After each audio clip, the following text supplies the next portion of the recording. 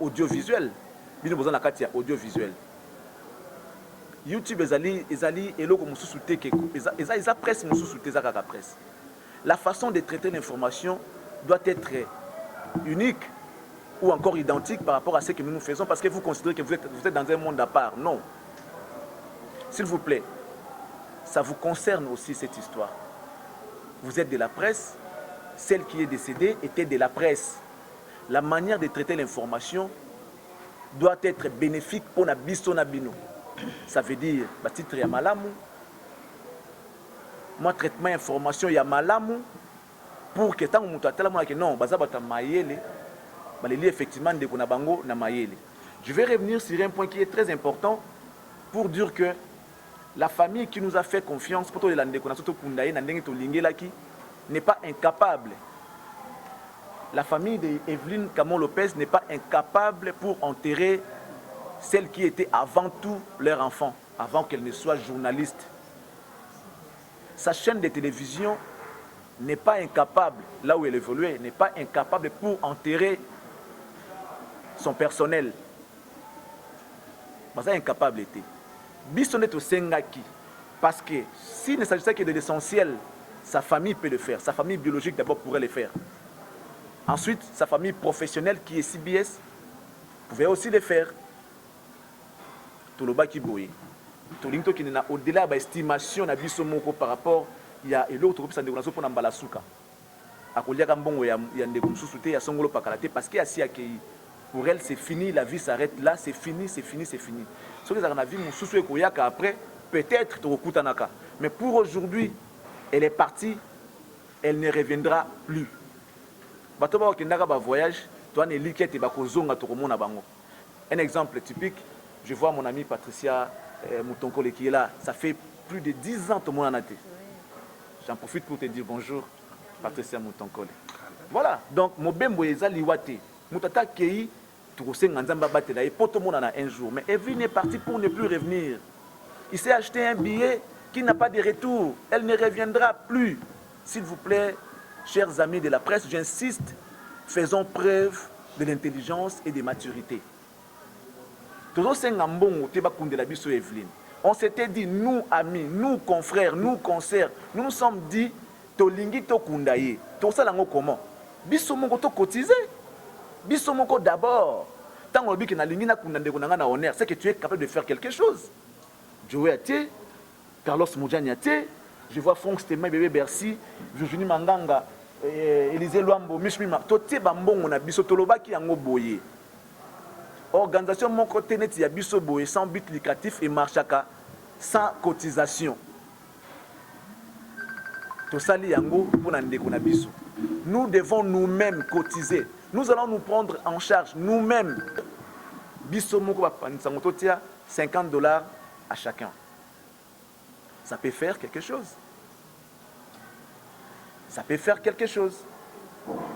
Si tout le monde mettait son $50, évidemment avec les 10 qu'on avait demandé pour nous ça, besoin, ça fait $60. Si tout le monde mettait $60, on n'aura pas besoin d'aller toquer à la porte de qui que ce soit. Croyez-moi. J'ai vu des titres. Bref, on a vu des titres. Là-bas, Internet, Maman Denise, Koundé Bisso Evelyne, parce que tu as quitté. Ce n'est pas vrai. Ce n'est pas vrai. Abed Achour, journaliste Baléli, Zola Bango, quoi ça c'était quoi encore la salle? Non, c'était la salle qu'on a demandé miséricorde. Même si on voulait demander de l'aide. Et ça, la mandé mon atteint, s'il vous plaît. Et ça, la mandé mon atteint. Ou alors, tout le baquet, bissoté, ça est la bisso. La famille nous a fait confiance lorsque nous sommes allés la voir. Tout le bien la famille boué. Maman, papa, tout yebi qui vous a dit ma coquille au kunamu en abinoté. Mais elle n'est pas, pardon, enfant comme tout autre enfant. Elle vous appartient, certes. Elle vous appartenait parce qu'elle n'est plus. Mais aujourd'hui, à Komaki Yamboka, Yamokili, s'il faut même le dire international, parce qu'elle avait ses fans en dehors de nos frontières aussi. Donc, likambo ya moto ayebana ezaka susu ya famille pendate bakota pe maboko eza normal. Biso to sengaki to la sa famille na bango ke azalaki ndeko na biso, azalaki pe moninga na biso. Donc, au départ, On s'est dit que nous sommes capables de les faire, contrairement à ce qui circulent dans des réseaux sociaux. Ceux qui vont être sunga biso eza mabete. Ça pourrait encore faire un plus eza mabete. Mais tous ceux qui n'ont pas ndengona le quoi bato bazanga mael était sorry pour les termes. Nous sommes journalistes.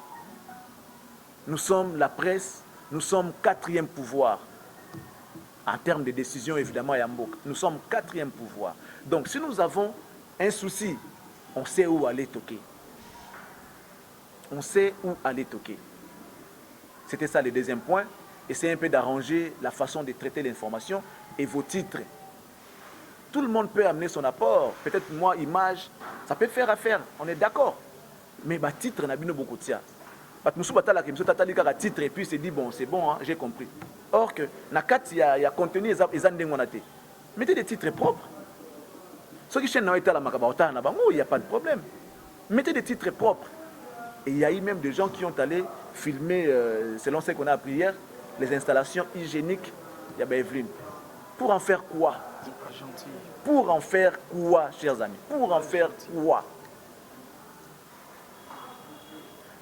Tolingite après Matanga et comme Makambo et comme Anandé tout le monde a bandé comme Isusu parce que ça va nous servir d'exemple.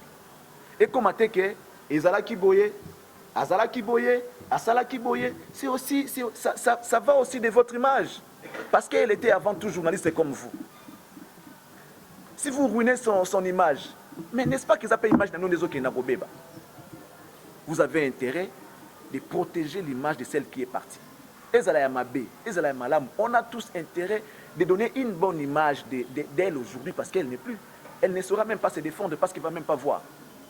Tant que non, peut-être par exemple, Akoufa qui a 10 kilos, alors qu'elle n'a pas est normal. Alors on se défendre comment? C'est fini, c'est parti. C'est resté comme ça dans la tête des gens. Elle était votre sœur. Elle était notre sœur. Elle était notre consoeur. Le respect des morts, s'il vous plaît. Et ce n'est pas n'importe quelle mort, c'est la nôtre. Les loups ne se mangent pas entre eux. On ne le dit pas parce qu'on a des choses à cacher. Non, tout le dit parce que les gens qui veulent ternir l'image des Camon Le Peuple aujourd'hui doivent savoir qu'elle était comme toi. Il n'y a même pas 2 semaines, même pas 1 semaine, elle était vivante. Elle était comme toi. Et Boye bipé bien, Ningazalaki. Vous bipez bien Evelyne comment elle était. On les met comme ça. Ah, qui nous ambiance, c'est vrai. Il faut sentir qu'Evelyne a eu awa. Elle était gentille, elle était généreuse. C'est vrai que Moutazanga m'a bêté, mais avant tout, elle était bien envers nous tous.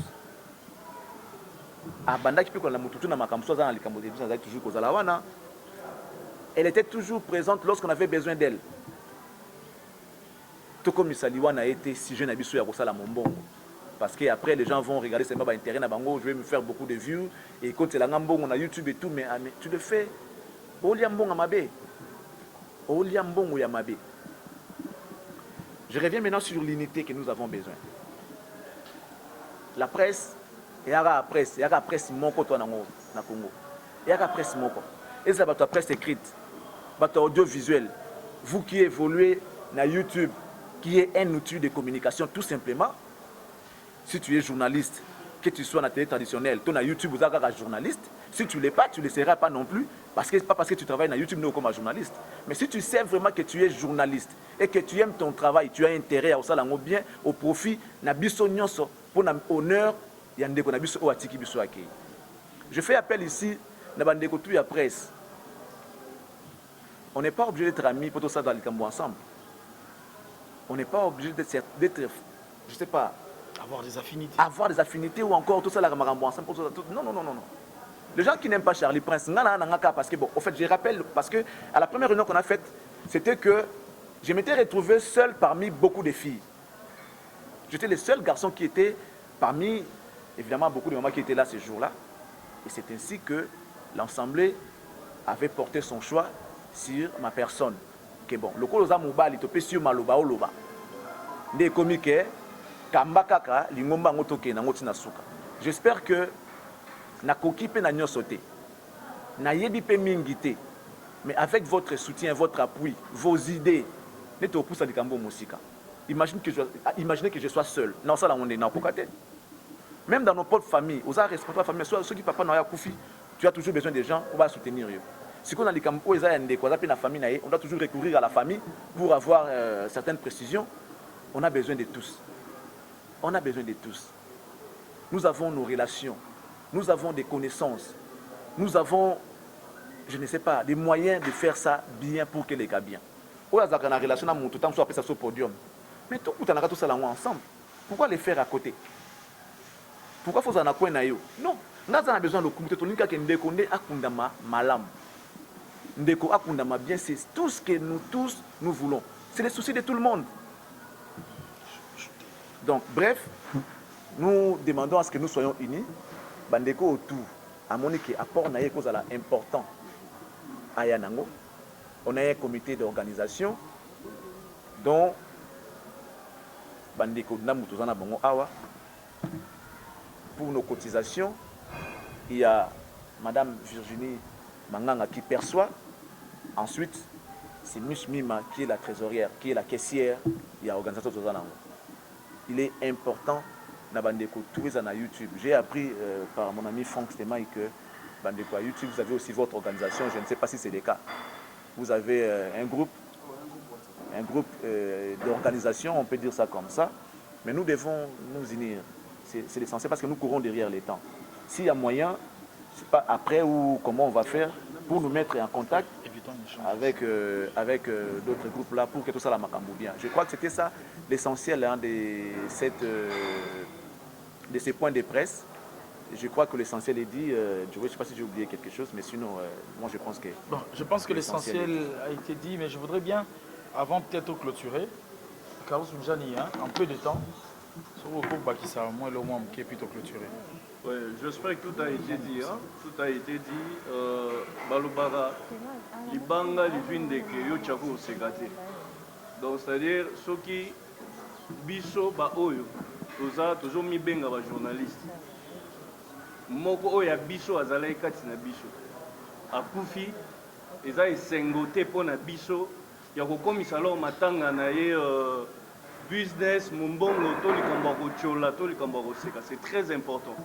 Alors, ngana beta plus c'était côté wana parce que yango ne socle, yango ne tokutani lelo parce que basango ezo kende ya mabe makasi. Journaliste azamutu ya lolendo, vous excusez nga terme wana. Parce que yenda za quatrième pouvoir. Soki lelo biso tout okangi ba caméra mboke ko telema parce que information ata moko ko pesa maté. Ba musicien ba kufela ka bomona combien unité ça la tout autour de ça. Mais mingi, toujours kabola bisona binote parce que les autres viennent de le dire, que dans le sens que oh yaza journaliste, il y a TV, il y a internet, il y a tel boy. Oh ya koufi aza moko na biso s'il vous plaît. To meka kotala eloko ni toujours ça surtout par rapport ya ba titre au biso toza botia. Ils ont créé désordre. Famille Evelyne et Zangi kokunda Evelyne te. Ça c'est entre nous on est en train de se le dire. Ou bien batumisu baza kokunda été. Mais biso tellement que azaki mutumo tozaki na ba finité. Tozaki n'est presque pembeni à tout moment les asango ya mao ya pasi oui comme elibiso alors évitons de créer des isanies ou bien de problèmes tout autour de tout cela totika la bomoko comme on est en train de le dire alors dans la kisa que muto akufi aza journaliste azara mutu il y a tout droit il y a droiture en fait on allait dire cela ici.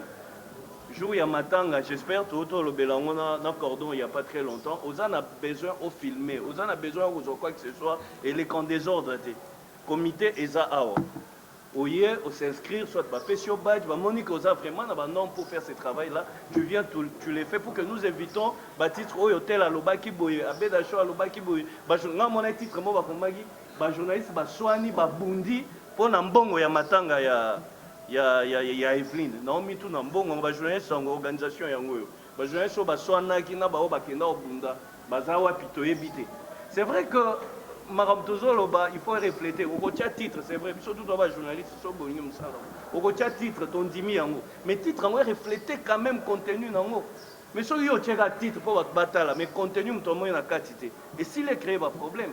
Alors, si réellement on est là, parce que biso, ne bon mon biso, nous asala maomnae, tout sangana ernion sauté. Et puis qu'on sangana o ezapone sengote, ezapona matanga, nous n'amtoisa n'andenge na yazaki na finité par rapport à la personne qui est morte en fait. Donc c'est-à-dire selon Oyazomiye Bela, selon n'est pas cotiser, c'est que ça n'est pas si pas ça langue. Mais ceux qui ont comme un problème, titre, tout ça c'est que tout le gars qui on décoingoté. Donc et là on a un plus organisons-nous, on est ensemble, presse et zamoko, tout kabouanaté comme les autres l'ont dit en fait. Ok, merci. Alors je pense que tout ça leçon de morale tout le temps. D'ailleurs, n'a rien à précision mon robot il y a que tout est bien ni vitesse, il y a internet, negezalaga. Mais na occasion mususu, tout ça la rara. Mais ce qui na occasion il y a mawa surtout il y a moko na biso to mega un peu changer comportement na biso. Et puis à partir il y a l'élo peut-être to changer bizaleli.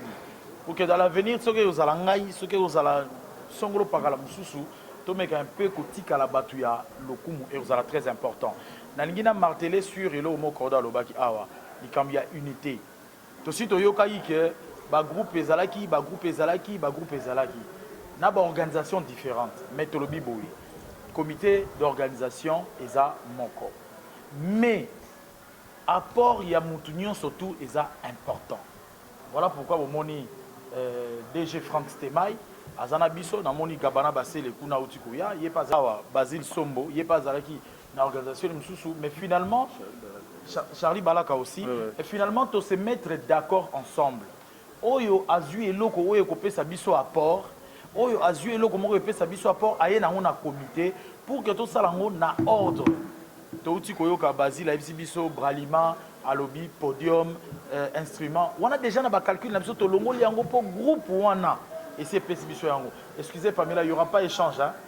Excusez, il y aura pas échange après les caméras peut-être après le point de presse on peut échanger avec d'autres caméras. Donc c'est un peu ça. Torozana pour ça il y a service à protocole. Token ko luka ba service à marketing ou bien ba agence moi peut fournir biso service à protocole. Il y a beaucoup de jolies dames ici, toutes les femmes de la presse que nous sommes pour s'organiser ce que ça na moi tenir moko européen sa identification il y a que muto za muta protocole ou seulement badge. Voilà, topé si ba badge to sali yango biso moko. Donc tous c'est là vraiment que après liwa oyo babete la biso nyonso tout tozali a babete la biso maboko babete la Charlie Prince te babete la Joete babete la Songolo Pakalate mais babete la biso nyonso tout presse na en ligne na traditionnel YouTube presse écrite biso nyonso tout babete la biso maboko na ba oyo baboyaki peut-être koya ko sangana ba comprendre quand même que to se ressaisissaki to koma ina niveau moko biso nyonso tout et to sali makam malam ce qui modification ya programme ezali dans les heures qui suivent, chargé à communication, il y a un comité à rentrer en contact pour utiliser les réseaux sociaux de Salaki pour que Topé Sabino en haut. Pour le moment, date est allée le 28, sorti accord, le 27 plutôt, le 28 enterrement, salle Nanou et Yebanité. Donc il y a un monde là pour Topé sa précision, mais ça va suivre vraiment dans les heures très brèves. Mais sinon, information mususu en rapport avec Matanga et Outa na Songolo Pakalate pe bo publier mbangouté. À défaut, bo vérifier information, bo koti en contact Nabiso. Je pense qu'il ne reste plus qu'à vous remercier. S'il vous plaît, j'allais ajouter quelque chose. Moi, je souhaiterais même que Bandego Nabiso, surtout il y a YouTube. Moi, je vous remercie déjà. Hein. Vous faites un travail titan pour ces obsèques. C'est vrai qu'il y a un peu de dérapage, mais on ne vous en veut pas. Seulement, tous on a raison. Mais le mieux à faire, ça veut dire, veuillez communiquer de la manière suivante. Les gens qui nous suivent à l'étranger, c'est là qui ont connu Evelyne Camo Lopez, qui veulent assister ou encore participer à l'organisation par votre canal. Ils doivent aussi contacter ces comités. En dehors de ces comités, on ne dit pas que non. En dehors de ces comités, comité Oyoye Bani assure aux autres traités la famille professionnelle, la famille idéologique, et ça comité Otozanamo. Les numéros qui circulent, les numéros à Madame Virginie Manganga, en défaut, les numéros à Madame Mich Mima. Alors, les gens là qui voudront contacter pour Mme Evelyne, je ne sais pas si c'est important de communiquer les numéros également. On a dit qu'il n'y aura pas échange.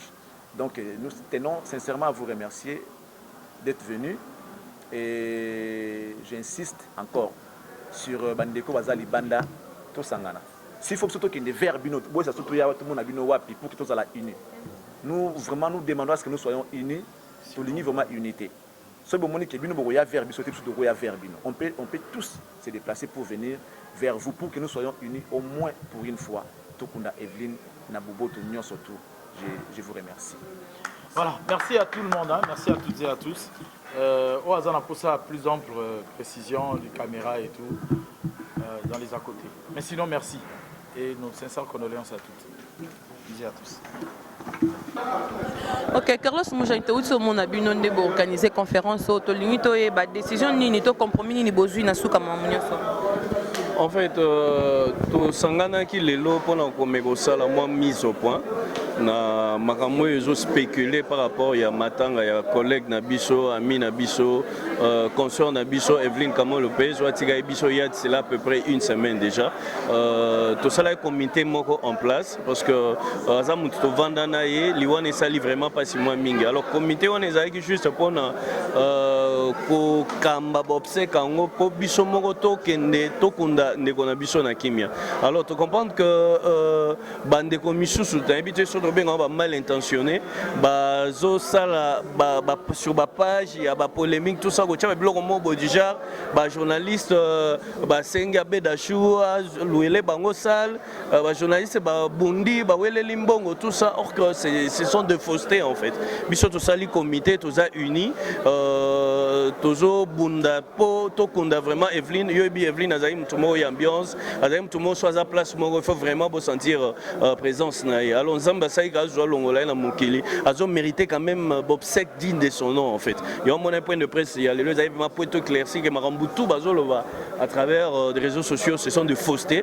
Il n'y a rien de vrai dans tout cela. Et puis on conscientise quand même Bandego Nabiso, la média en ligne, Bandego la presse en ligne que comment titre par rapport il y a information puis il y a source, si on a besoin d'information, il y a un comité Zali et ça vraiment il y a à tout moment ils peuvent venir pour avoir information.